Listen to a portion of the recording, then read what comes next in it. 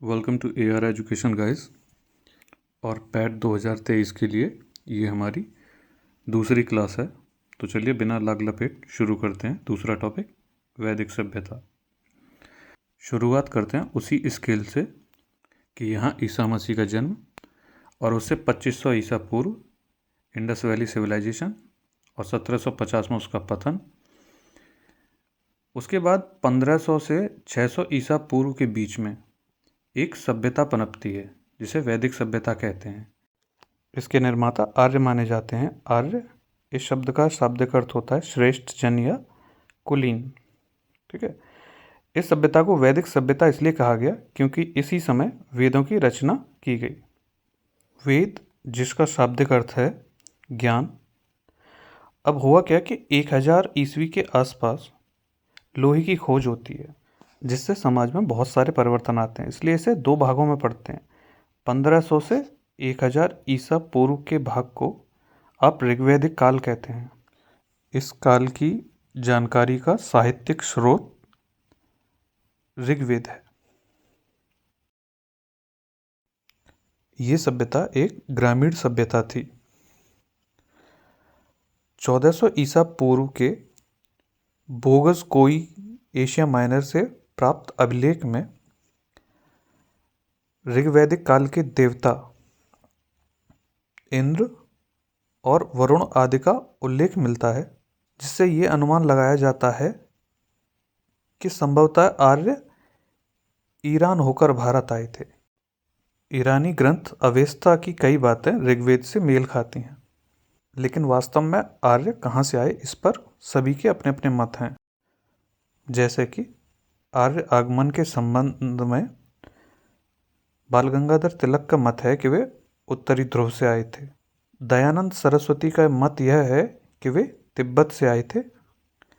और max Muller का मत यह है कि वे मध्य एशिया से आए थे। इसमें सर्वाधिक मान्यता मैक्स म्यूलर को प्राप्त है।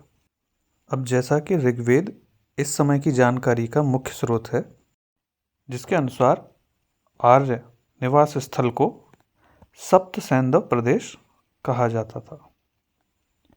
ये सप्त सैंधव प्रदेश अर्थात 7 नदियों का क्षेत्र, जिसमें से पहली है सिंध, दूसरी है सरस्वती, तीसरी नदी है शतुद्री अर्थात सतलज, कई बार ये नाम पूछ लिए जाते हैं।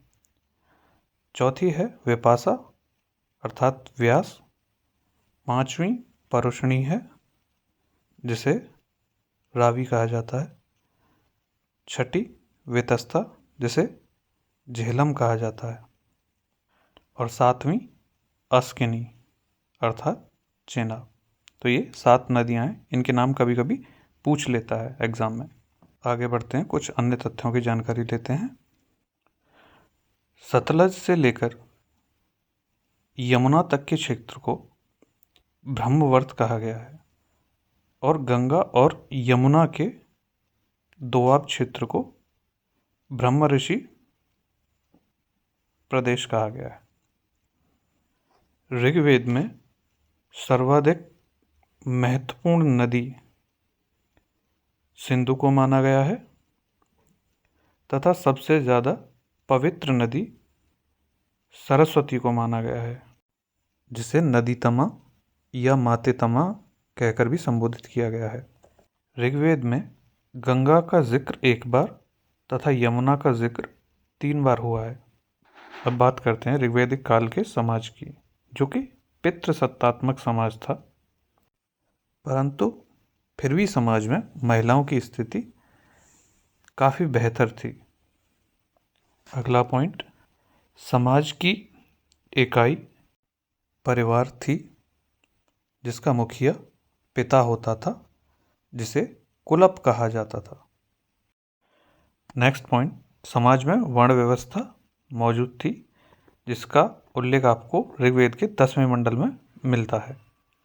समाज में बाल विवाह, सती प्रथा, पर्दा प्रथा जैसी कुरीतियां नहीं थी और विधवा विवाह का प्रचलन था।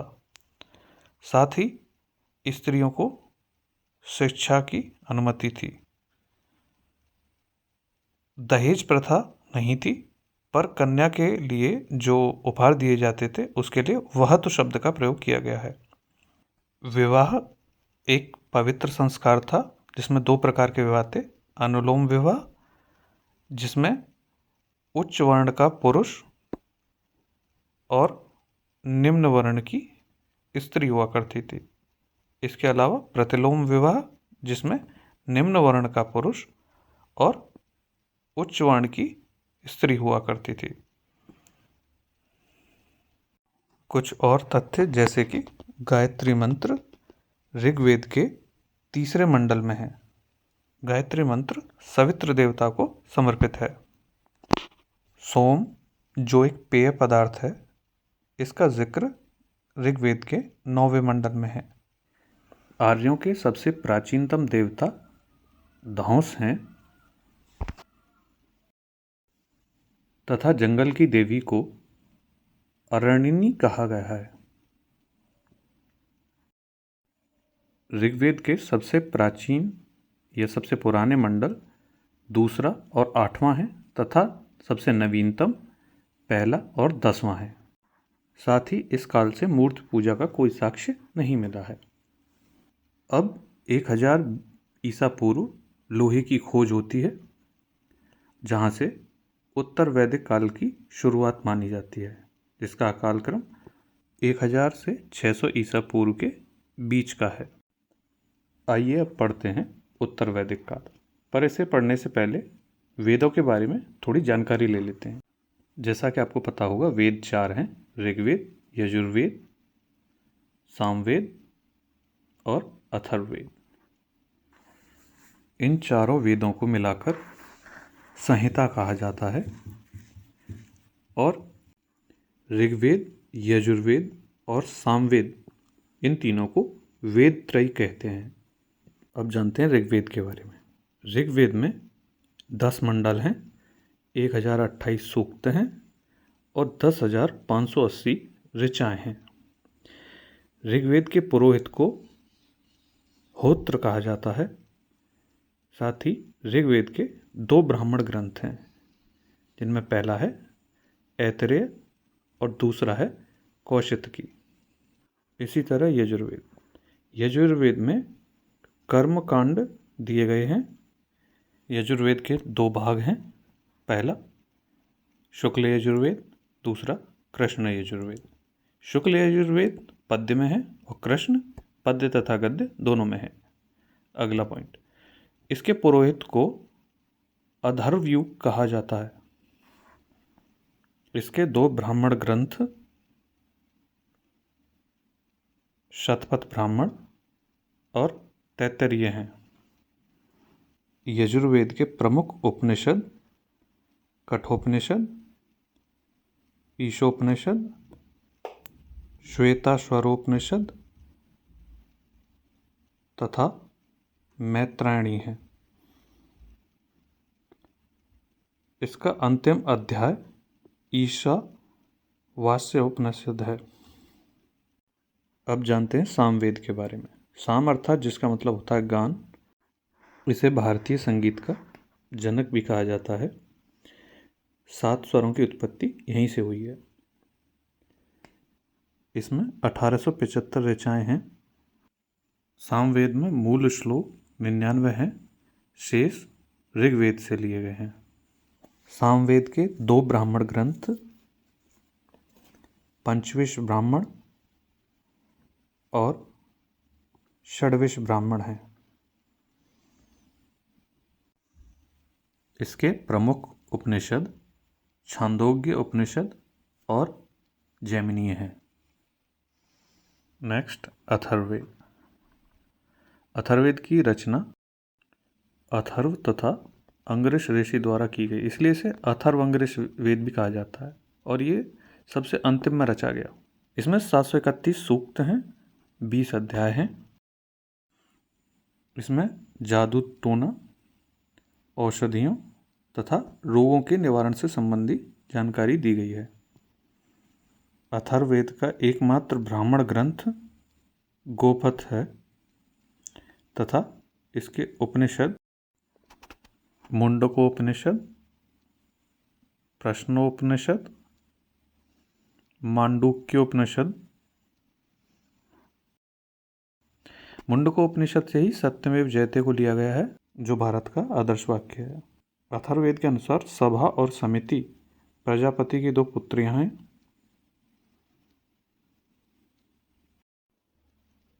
अथर्ववेद के पुरोहित को ब्रह्म कहा गया है। साथ ही ये भी लिख लीजिए कि सामवेद के पुरोहित को उद्गाता कहते हैं। ये पॉइंट वहाँ मिस हो गया था। बढ़ते हैं उत्तर वैदिक काल की तरफ। शतपथ ब्राह्मण के विदेह माधव कथा से आर्यों के गंडक के पूर्व में प्रसार के बारे में जानकारी मिलती है। गंडक को वेदों में सदानीरा कहा गया है तथा नर्मदा को रेवा कहा गया है। अब बात करते हैं उत्तर वैदिक काल समाज की।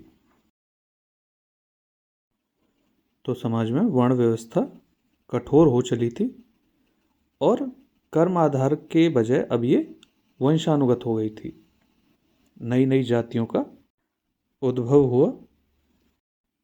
4 वर्ण, जिसमें कि ब्राह्मण, क्षत्रिय, वैश्य और शूद्र हुआ करते थे। ब्राह्मण, क्षत्रिय, वैश्य को द्विज कहा गया है। इन्हें उपनयन संस्कार की आज्ञा थी। शूद्र और स्त्रियों को ये अलाउड नहीं था। समाज में स्त्रियों की दशा में गिरावट आई। ऐतरेय ब्राह्मण में पुत्री को कृपण कहा गया है। सभा में स्त्रियों के प्रवेश को वर्जित कर दिया गया। समाज में गोत्र व्यवस्था ने जन्म लिया, जो कि पूर्व में एक ऐसा स्थान था जहां समूचे कुल का गोधन रखा जाता था, जो बाद में वंश से संबंधित हो गया। आगे कुछ और तथ्य जानते हैं। सर्वप्रथम 4 आश्रमों का उल्लेख जाबालो उपनिषद में मिलेगा। 4 आश्रम ब्रह्मचर्य, गृहस्थ, वानप्रस्थ और संन्यास हैं। कुल 16 संस्कार तथा 8 प्रकार के विवाहों का उल्लेख मिलता है। राजनीतिक स्थिति में जो परिवर्तन आया वो ये था कि जो राजा था, जो अब तक कबीले का था, अब पूरे क्षेत्र पर शासन करने लगता है। यहीं से राष्ट्र शब्द का पहली बार उल्लेख मिलता है। राजा की दैवीय उत्पत्ति का सिद्धांत सबसे पहले ऐतरेय ब्राह्मण में देखने को मिलता है। उत्तर वैदिक काल में राजतंत्र मजबूत हुआ तथा सभा और समिति की शक्तियों में कमी आई। विदत जैसी संस्था का तो नामो निशान तक मिट गया। राजा को सम्राट, एकराट जैसे नामों से पुकारा जाने लगा तथा राजा के राज तिलक के लिए राजसूय यज्ञ किया जाता था। उच्च पदाधिकारियों को रत्नी कहा जाता था। शतपथ ब्राह्मण में ऐसे 12 रत्नियों का जिक्र मिलता है। बलि, जो ऋग्वैदिक काल तक एक स्वेच्छाकर था, उत्तर वैदिक काल में अनिवार्य हो गया और ये 1/6वां भाग हुआ करता था। प्राथमिक पेशा जो अब तक पशुपालन था, उसका स्थान कृषि ने ले लिया। कृषि के बारे में जानकारी शतपथ ब्राह्मण से मिलती है। यजुर्वेद में लोहे को श्यामयस कहा गया है। लोहे के उपकरणों के सर्वप्रथम साक्ष्य अतरंजी खेड़ा से प्राप्त हुए हैं। उत्तर वैदिक काल में प्रधान व्यापारी को श्रेष्ठन कहा जाता था। निष्क, जो अब तक एक सोने का आभूषण या टुकड़ा था, उसका प्रचलन मुद्रा के रूप में होने लगा। धार्मिक परिवर्तनों में इंद्र का स्थान प्रजापति ने ले लिया, जिन्हें सृजन का देवता कहा गया है। रुद्र और विष्णु इस काल के प्रमुख देवता हैं। रुद्र जिन्हें पशुओं के देवता, विष्णु को लोगों का पालक कहा गया है। कुछ और प्रमुख बातें जिसमें पुनर्जन्म सिद्धांत पहली बार शतपथ ब्राह्मण में देखने को मिला। 2 महाकाव्य इस काल के, पहला महाभारत जिसका पुराना नाम जय संहिता है और दूसरा रामायण है।